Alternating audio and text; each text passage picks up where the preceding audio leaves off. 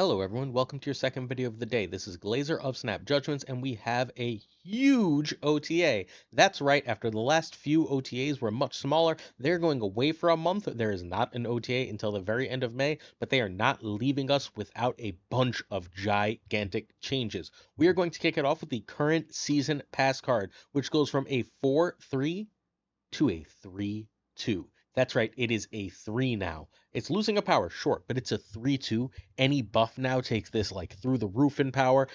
We've got Surfer, we've got a million things. This is at least an A tier card now. It may even be an S tier card now. I think that this is going to be an absolute staple in a lot of Surfer and ongoing lists. This is now just a ton of power if you can buff it at all. And it synergizes with Surfer.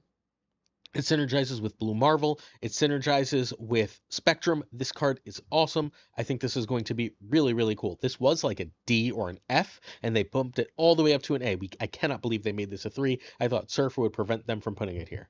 When I was trying to put together a Surfer list, this is what I came up with. My logic here is pretty simple. I probably need Killmonger over either Juggernaut or Absorbing Man, but that's fine. So Forge into Captain Carter on turn 3 seems amazing. I can also do the Forge into Brood into Absorbing Man shenanigans. Because of those combos, I re-added Hope Summers, which means if I'm playing cards on Hope, I can play like a Galacta on Hope, and now I can go 3+3 on the next turn, and then I can go like Forge and Brood or whatever on turn 5, Forge and Red Guardian, as the case may be, Forge and something on turn 5, and then I can go Surfer and Absorbing Man on turn 6, and I just have all these extra plays and all these extra play patterns. Forge, I think, is back in Surfer because of this. Surfer and Galacta love this. It's possible we go back to some Gwenpool builds. This cannot be a bigger change. If you were skipping on the season pass card because it kind of sucked, well, time to go buy it, friends. Time to go buy it. Do you love fast-paced gameplay and card games? Let me introduce you to today's sponsor, Phastout. This game feels like it was absolutely made for me. From its rich fantasy setting with diverse races and professions to its stunning cel-shaded graphics and strategic battles. It's everything I want in a mobile game. Phastout is available right now for you to download. Hopefully you'll join me. It's completely free and we can check it out together. In it, you're going to be playing as a lord, leading armies of minions into tactical duels. With over 300 upgradable cards per faction at launch, you can build the ultimate army and dive into both PvE and PvP content. As you grow stronger, massive cash tournaments are on the horizon, but to stay competitive, you'll want to jump in on day one. So like again, everyone who's been looking for a game that has cash prizes, that has competitive endgame, this is going to be the game for you. There's 7 races to choose from when crafting your 30 card deck, including angels, demons, and even one of my personal favorites, Aladdin. Yeah, that one.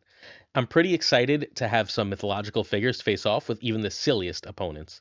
It's Angel versus Cow in Phastout. As a bonus, if you sign up through my link, you get $20 worth of in-game rewards. Perfect whether you're aiming for the competitive tournament scene, climbing crossover rankings, or enjoying the game more casually through guilds and friendly battles. Fast-paced, free, and fun, what's there to lose? Click my QR code and let's play Phastout. In addition, the February season pass card, which was arguably the best card in the game. Most people thought it was the best card in the game. I think the next card that was nerfed was the best card in the game, but we'll talk about that in a minute. Sam Wilson, Captain America, goes from a 2-3 to a 2-2. This is realistically the smallest nerf they were going to give it. This is still an S tier card, but I do think this means it's probably not the best card in the game anymore. It goes from a 2-7, like it goes from a 2-8, now it's a 2-7. I don't think that's like this huge loss. I think 7 and 8 are not huge breakpoints in the game, but 5 and 6 are very big breakpoints for whatever reason, especially among 2 costs. 5 and 6 is a reasonably big breakpoint. As anyone who's played Lizard as a 6, right? We can feel that difference. So if you play Sam late, this is going to be significantly worse. Although if you play Sam on curve, he's still relatively close to every bit as good. Every bit of the card is otherwise the same. I don't think this pushes any of his decks down. I don't think this takes him out of any decks, including this deck from Game of Clash X, which I do think right now is the best deck in the game. The Strange Supreme version of the Derek ongoing list that Flash put together is an absolute world beater. It's an absolute killer. It's a crusher of a deck. It keeps Sam Wilson. It doesn't bother to change it at all, and I still think it's one of the best things to do in Marvel Snap. Scream becomes a 2-1 finally. We knew Scream had to lose some stats. Moving every turn made Scream a 2-18. Now it's a 2-17. But the small Scream games, the games where you're only moving twice, this is a real difference. So now it's going to a 2-5, which again, we've established is not nearly as good as 2-6, and it's going to 2-9 instead of 2-10. That's really hard to interact with. This is still an S tier card. I'm less convinced that it says a major effect than Sam Wilson because Sam Wilson isn't scaling super high. This still gets really, really big in a variety of shells. I think that this is going to end up a 2-0, and that's when it actually stops being an S tier deck. But for the time being, I think this is a little bit worse, largely because of that other deck. Thanos doesn't leave you a lot of space to move things, and Strange doesn't really give a crap about being moved, and Cannonball's not amazing against it because you like have this automatic anti-clog thing.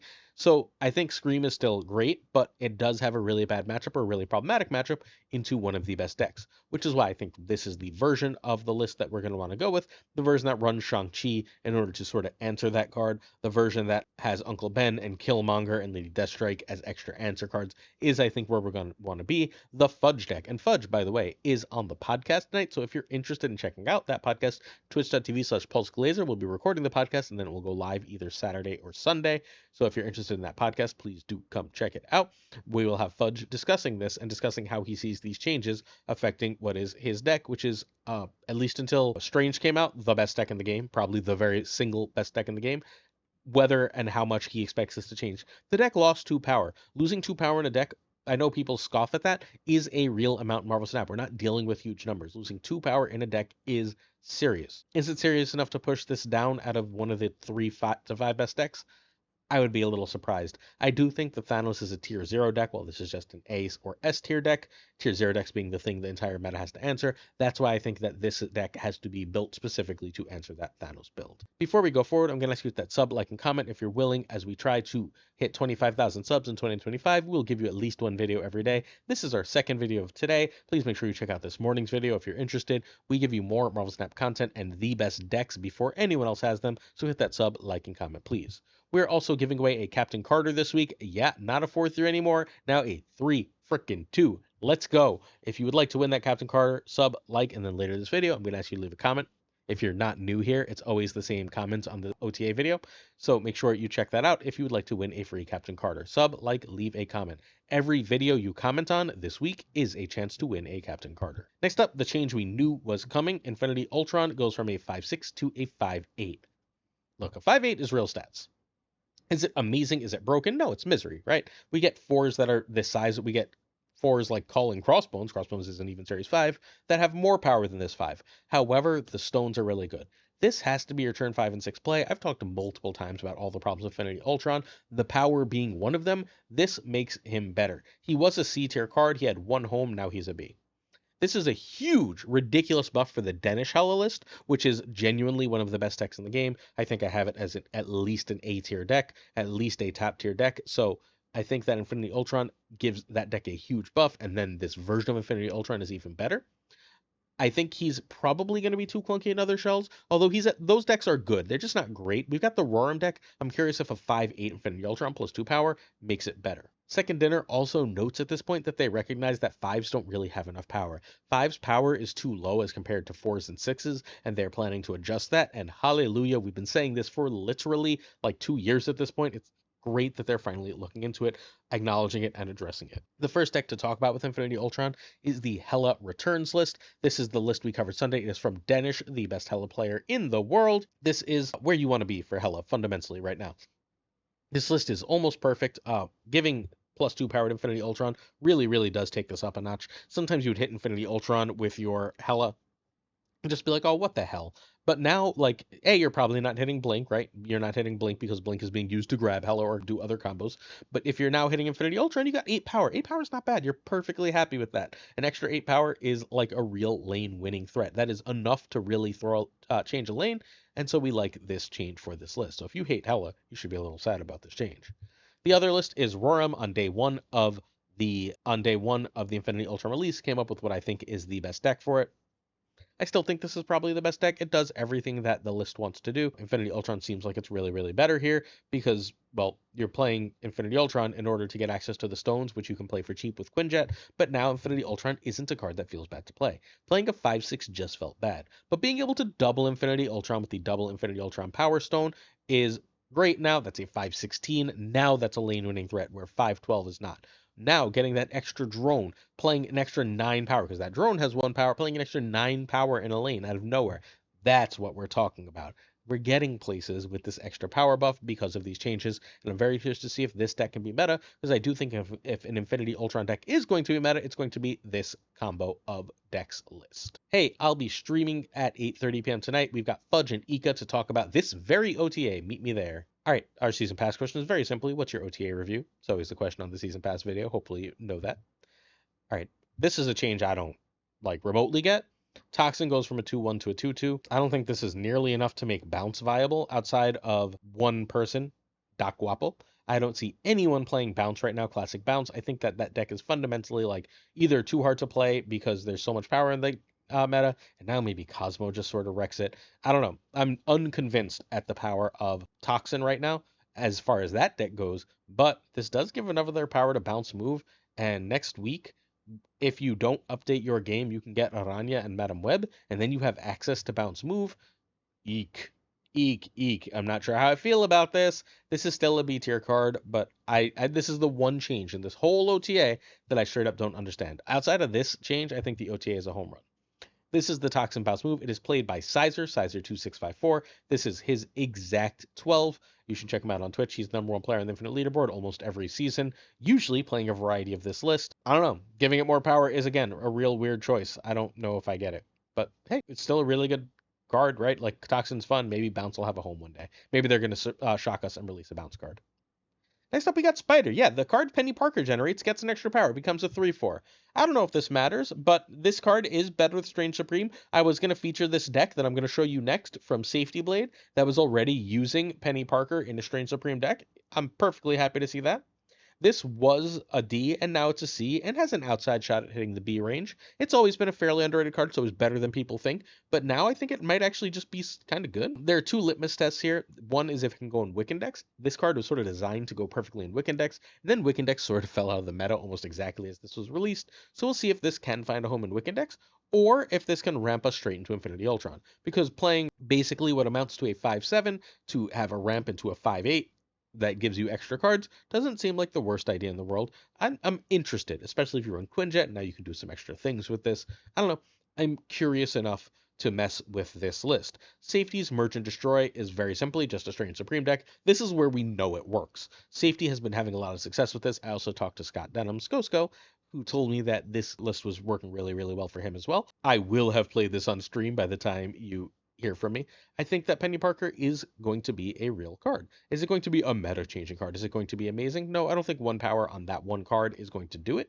But I think if Spider were a 2/3, we'd be really be cooking here. But outside of that, I do think that this is a real card now, as one that doesn't have to be sort of boutique in being played. Our second to last change is Phastos, who finally is a 3/4. He was getting better before, and now I think he's a high C. He's knocking on the door a B. The problem is there's just so much competition at his cost slot. Threes are such a crazy competitive cost slot. The question is going to be, can he get into more Thanos or Misery lists? Because those are his two best home. But now that he's a 3/4, if you do play him in those Misery lists, you don't actually feel bad if you don't destroy him. It used to be you'd only really, like you'd play him, and if you had to keep his power on the board, you played freaking a Power Stone's worth of power at triple the cost, and that was miserable. A 3/4, at least now you're perfectly fine leaving him on the board. That's not good, but it's at least bordering on respectable, right? I think Phastos and Penny are reasonably slept on cards, and I do think these changes matter. I also really like the change for this deck in particular. This is Toxidoxy Butsky, but created a Toxidoxy list, which was this one that ran Phastos. This deck got two big ass boosts, right? It got the Captain Carter to 3/2, it got the Phastos to 3/4, and I think between the two of those, we're ready to play this deck. I think this might be a real deck now, y'all. Like, I know that sounds crazy, but I think what we might be looking at is a genuine serious deck. Hell, at this point, we might even add Surfer, because we've got enough threes. Like, we weren't running Surfer because without Captain Carter, we're running 3/3s. If we're running 4/3s, maybe Nico's gone and Surfer's in. I don't know. I'm very interested in how this list performs. This is another one I cannot freaking wait to test. Finally, they give us a new card. Straight up, they gave us a new card. Rhino, who was a card that was in your collection, but let's be honest, you didn't play, is now a new and real card. It is now 3/6. That's right, 3/6. Some of the best stats we get on a 3-drop. Add a rock to your side of this location. So it's a 3/6 with a downside. That seems okay to me. This was an F, and now I think it's probably a B. And the reason it's B is very simply that Strange Supreme really does want to win lanes that aren't just its own lane, right? A 3/6 is enough stats to really put some pressure on opposing lanes. You put some pressure on opposing lanes with a 3/6 while also giving Strange Supreme +2 power. Yeah, I'll take that. That doesn't seem bad at all. I am cautiously optimistic about this card. But like, I'm mostly happy that they took a dead card and gave us something to test, something to play with. I can't wait to see what people cook up with this. Maybe you play this into Viper and you're just giving them a rock as an extra thing to do in clog decks when Strange Supreme dies down a little bit. This seems amazing. They also are planning more reworks for this kind of card, which is exactly what we've been saying. There's all sorts of cards from Mantis to this to Colossus that don't have homes, that don't do anything, that don't freaking exist. They are cards that are fundamentally non-existent. Buffing and changing those cards seems absolutely amazing, and I hope they continue to do it. Huge, huge props to them. If they're going to be gone for a month, I think this OTA is an absolute home run. We covered this deck as well yesterday. This is Binks No Hand Strange. This deck was running Debris, but I'm a little worried about Debris right now. This Debris would be Shana if I was making that deck right now, because, well, Strange Supreme is everywhere, right? Strange Supreme is extremely highly played, and I don't want to give them rocks to eat, which is what Debris does. How about I play Rhino and I just have this lane winner? Rhino's also just really big with Galacta. It gets really, really easily big with Kahori. I think that this is where I want to go. I'm very excited to try the brand new freaking card they gave us all. We all got a new card for free with this deck. Home run of an OTA, A minus A level OTA in that general area. Love it. Certain tiers of support on our Patreon come with honor thanks. But before I say that, don't forget to check out tomorrow's video where I'm going to do what I think the top 10 decks are after this huge, huge OTA. Check out patreon.com/snapjudgments as well while we're there. First, we got Fat Nick, our patron of the month, Abigail Houston, Mantur Burnout, Irregardless, LAB, Inc., Iron Frostman, Hota Navarrete, Thinking Poker, Primed Ryan, Ryan Burke, Ryan Wood, Kertixley, Koire, Kazuchi, Archangel 3K, Black Dahlia, Perofrost, The Goat Eager, Code, Hollowed, Only Fox, Synth, Absolute Shannon, Nightmare, Dirty Casual, Mr. Kerfuffle, Cables, Ginger Prime, Philip Ratkovich, Philly, Haplo, Kenny Loggins of the Danger Zone, The Bizza, Black Jeebus 23, Extra C and Skippy G, Jessica Gamble, Mr. Slush Death, The King of Bros, Bro, The Great Kazoo, Werewolf, Kevsey Hoda, Luna, Chris, Clam, Colonel Forbin, Bricks 2 Click, Rob Silverman, M. Holland, David G. Wingfield, Steven, Brian Kaufman, Tristan H. Martin, Jason B., Mr. Craig Sterry, Matt V., Ren Wrench, Corwin, John Q, and Jimmy McHugh, Cute Down, Yest Out, Ace H, One Big Man, Milkman for Reals, Cactus Jack, Reapzer, BG, Quid Pro Joe, Snap to Sisters Joe, DeCarlo. Ooh, that rhymes. Models, Mod Supreme, Boom Bop, Green Goblin, Unit Bot, Flan 56, The Fuzzy Dance, Hoot. Oh, sorry, Spectrumix, Hoot, Ocularis, Matt H, DJ Mikey Hijinks, No Frickin' Flex, Nick Doug, Greek Geek, Zodrex, The King of Canada, Dead Man Falcon, Fa, Thor Newman, Jonesy, Two Ties, The Great Lord, The Pirate King Tucker, and of course, Gunny T, where the T stands for Tomorrow Top 10 Decks. Thanks for sponsoring Fist Out. Appreciate all of you, and see you tomorrow for that huge, huge video. Peace.